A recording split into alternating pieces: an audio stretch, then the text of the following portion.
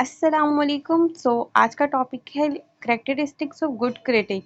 और ये वाला जो टॉपिक है ये लिटरेरी क्रिटिसिज्म के अंदर आता है और इसको बीएस इंग्लिश के स्टूडेंट्स पढ़ते हैं 5th सेमेस्टर में, जहाँ पर जो बीजेडयू से एफिलेटेड कॉलेजेस होते हैं या फिर बीजेडयू के अपने स्टूडेंट्स होते हैं। So let's start. First of all हम ये जानते हैं कि क्रिटिक कौन होता है। यूजुअली जब हम क्रिटिक की बात करते हैं तो हम ये कहते हैं कि एक ऐसा इंसान जो क्रिटिसाइज़ करता है, जो कि फॉल्ट फाइंडिंग होता है या फिर जो नेगेटिव बातें करता है, ठीक है। लेकिन लिटरेरी क्रिटिसिज्म के अंदर वो जो क्रिटिक है वो चेंज होता है, उसकी डेफिनेशन चेंज होती है। ये कोई भी ऐसा इंसान जो कि प्रोफेशनली तौर पर ना किसी भी आर्टिस्टिक वर्क को इवैल्यूएट करे, उसको उसके मेरिट्स को डिस्कस करे या फिर उसका एनालिसिस निकाले पॉजिटिवली। नेगेटिव भी हो सकता है और पॉजिटिव भी हो सकता है, तो ऐसे इंसान को हम क्रिटिक कहते हैं। फिर उसके बाद क्वालिटीज़ ऑफ गुड क्रिटिक की बात करते हैं तो हम ये देखते हैं कि हमारे पास जो क्वालिटीज़ है एक इंसान के अंदर, एक गुड क्रिटिक के अंदर कौन कौन सी होनी चाहिए। उसके पास ना नॉलेज ऑफ लाइफ होना चाहिए और वाइड रीडिंग होनी चाहिए, सेंस ऑफ ट्रेडिशन होना चाहिए, psychological gift and philosophical mind, साथ साथ ओपन माइंडेड एंड इम्पर्सनल होना चाहिए उसे। टीचिंग एंड कम्युनिकेटिंग स्किल्स उसकी बेटर होनी चाहिए, ठीक है। कमांड होना चाहिए उसे लैंग्वेज के ऊपर, सेंसिबिलिटीज़ होनी चाहिए उसके अंदर, उसको सेंसिबिलिटीज़ का नॉलेज होना चाहिए और सेंस ऑफ सुपीरियरिटी होनी चाहिए। अब फर्स्ट ऑफ ऑल हम मूव करते हैं knowledge of life and wide reading. हम सबको इस बात का पता है कि लिटरेचर जो है हमारे पास रिफ्लेक्शन है किसका, लाइफ का, जिसकी वजह से एक क्रिटिक को ना नॉलेज होना चाहिए, अच्छे से भरपूर नॉलेज होना चाहिए लाइफ का, ठीक है। उसके अप्स एंड डाउन का, उसकी लाइफ एंड डेथ के कंसेप्ट का, सोशल अफेयर्स का, psychology of human towards their problem या फिर इफ़ेक्ट्स ऑफ प्रॉब्लम जो है पीपल के ऊपर वो क्या होते हैं, इन सब के बारे में उसे अच्छे से नॉलेज होना चाहिए, ठीक है। क्योंकि जिस तरीके से राइटर को पता हो कि ह्यूमन नेचर क्या है, ह्यूमन लाइफ क्या है, तभी उसके लेवल पे जाकर क्रिटिक अपने उसके वर्क को क्रिटिसाइज़ करने के लिए काबिल होगा, ठीक है।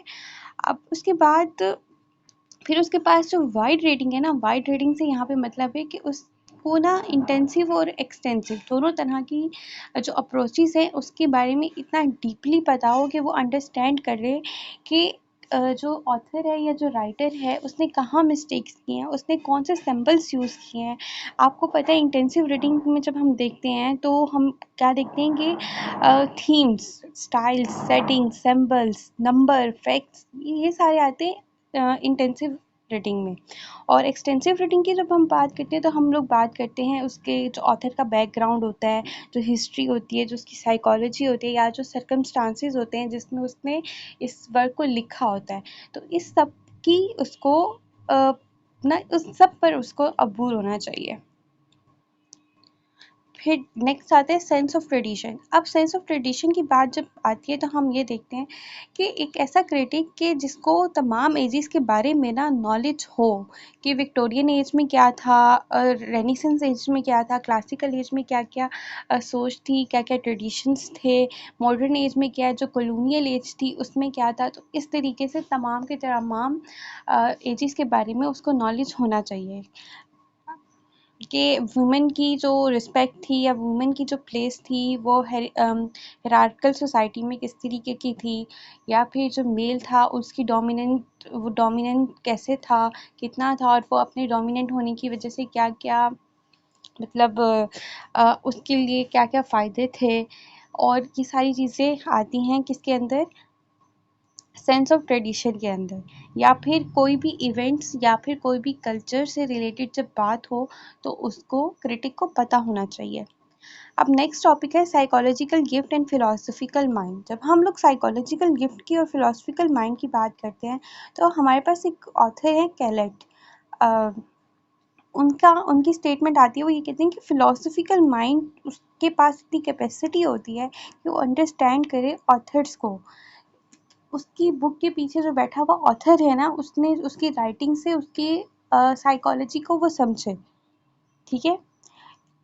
और फिलोसफिकल माइंड हो उसका, मतलब कि ना कुछ फिलोसफिकल माइंड वाले जो लोग होते हैं ना वो काफ़ी ज़्यादा इंटेलिजेंट होते हैं वो अक्सर इतना डीप और इतना ऑथेंटिक सोचते हैं कि अगले वाला इंसान जो है क्या कहते हैं चुप हो जाता है कि भला इसने क्या बात की, इसने क्या सवाल पूछा है। तो इस तरीके से जो क्रिटिक है उसके पास इतना स्ट्रॉन्ग माइंड होना चाहिए ताकि वो साइकोलॉजी को भी अंडरस्टैंड कर सके और फिलॉसफी को भी अंडरस्टैंड कर सके कि राइटर ने जो लिखा है उसके पीछे ये दोनों चीज़ें क्या हैं।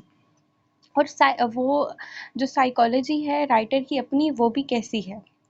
अच्छा, ओपन माइंडेड और इम्पर्सनल, जब हम ओपन माइंडेड और इम्पर्सनल की बात करते हैं तो इट मीन्स कि हम एक क्रिटिक के अनबाइस्ड होने की बात करते हैं। उसका कोई भी ताल्लुक किसी पर्टिकुलर सेक्टर के साथ ना हो, एक स्कूल ऑफ थॉट, सिर्फ एक स्कूल ऑफ थॉट से वो बिलोंग ना करता हो।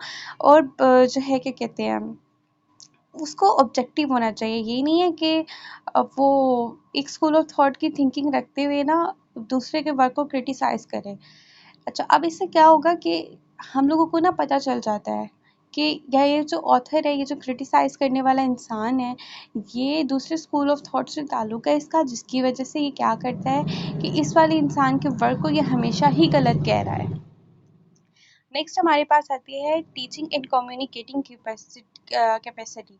जब हम लोग बात करते हैं कि जब हम लोगों ने फॉल्ट फाइंड करने होते हैं तो हम ये देखते हैं कि हमारे पास उनको वर्ड्स भी देना आना चाहिए। लाइक कि एक ऐसा इंसान जो कि चुप करके ही मतलब है कि बस ये चीज़ नहीं पसंद तो हाँ ये मुझे बाय चॉइस नहीं पसंद, तो इस तरीके से नहीं होगा।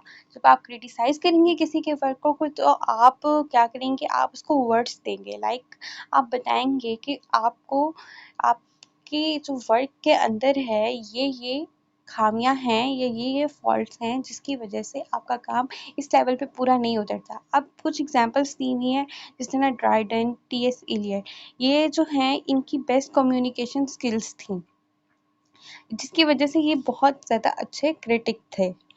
अब नेक्स्ट हमारे पास आता है कमांड ओवर लैंग्वेज। जब हम कमांड ओवर लैंग्वेज की बात करते हैं तो अब एक पर्टिकुलर इंसान जब किसी भी लैंग्वेज में लिखे गए वर्क को क्रिटिसाइज कर रहा है तो उसके पास कमांड तो होना ज़रूरी ही है। तो अब उसको वर्क जैसा मर्जी लिखा हो लेकिन कमांड होगा लैंग्वेज पे तो उसको अंडरस्टैंडिंग में हेल्प मिलेगी और इस तरीके से वो मज़ीद अच्छे तरीके से बता सकेगा। क्यों? क्योंकि लैंग्वेज हमारे पास ना एक टूल होती है एक्सप्रेशंस का, ताकि हम अपनी फीलिंग्स को एक्सप्रेस करें, हम अपने जज्बात को लाइक अपने थॉट्स को एक्सप्रेस करें कि हमने इसके वर्क में ये चीज़ दिखी है। तो उसके लिए क्या होगा कि कम्युनिकेशन की ज़रूरत पड़ेगी, तो उसके लिए जो ज़रूरी है वो कमांड होना चाहिए लैंग्वेज के ऊपर। अगली बात है सेंसिबिलिटीज़ की। सेंसिबिलिटीज़ की जब हम बात करते हैं तो हम देखते हैं कि लिटरेचर तो है ही आर्ट जिसमें हम सेंटिमेंट्स को देखते हैं राइटर के या फिर किसी भी होल नेशन के। तो क्रिटिक इस काबिल होना चाहिए कि वो फीलिंग्स को फाइंड आउट करे कि इस ऑथर ने जो ये वर्क लिखा है वो क्या सोच के लिखा है, क्या सोचने से मुराद ये कि वो क्या जज्बात रखता था, या एक ऐसी नेशन को जो वो प्रेजेंट कर रहा है अगर वो कॉलोनियल सिस्टम में रही हुई है तो वो किस तरीके से थॉट्स थे उसके, वो किस तरीके से उनके हालात थे या वो किस तरीके से हालात से लड़ रही थी। इन तमाम को ना क्रिटिक को खुद फील करने की ना एबिलिटी होनी चाहिए। नेक्स्ट वन है बायोग्राफिकल नॉलेज अबाउट ऑथर। अब लिटरेचर हम लोगों को पता है एक्सप्रेशन है पर्सनैलिटीज़ का, तो एक गुड क्रिटिक के पास इतना नॉलेज होना चाहिए कि वो समझ सके कि ऑथर की लाइफ कैसी है। ठीक है, इसी वजह से क्योंकि इसकी वजह ये होती है कि एक इंसान का जो वर्क होता है ना वो उसकी साइकोलॉजी के साथ साथ जिस एरियाज में वो रहा है या जिन हालात में वो रहा है उस पर भी असर होता है, उसका भी असर होता है वर्क के ऊपर। फिर नेक्स्ट है सेंस ऑफ सुपीरियरिटी। अच्छा, अब जब हम सेंस ऑफ सुपीरियरिटी की बात करते हैं तो हम ये कहते हैं कि एक क्रिटिक को अच्छा खासा एजुकेटेड होना चाहिए और उसकी वजह क्या है, क्योंकि उसकी जो जजमेंट है ना, उसने किसी के वर्क को जज करना है। तो अब इसके लिए जो जजमेंट हम देखेंगे, हम ये देखेंगे कि एक इंसान सिर्फ और सिर्फ एक पॉइंट ऑफ व्यू से ना ये बात सोचे, बल्कि वो तस्दीक करे कि दूसरे भी इस पर्टिकुलर टॉपिक के हवाले से ये ओपिनियंस और ये पॉइंट ऑफ व्यू रखते हैं। तो अब ये इंसान जिसने ये वर्क लिखा है उसके ये थॉट्स हैं और किसके थॉट्स ज़्यादा ऑथेंटिक है। सो आज के टॉपिक ख़त्म हुआ। अल्लाह हाफिज़।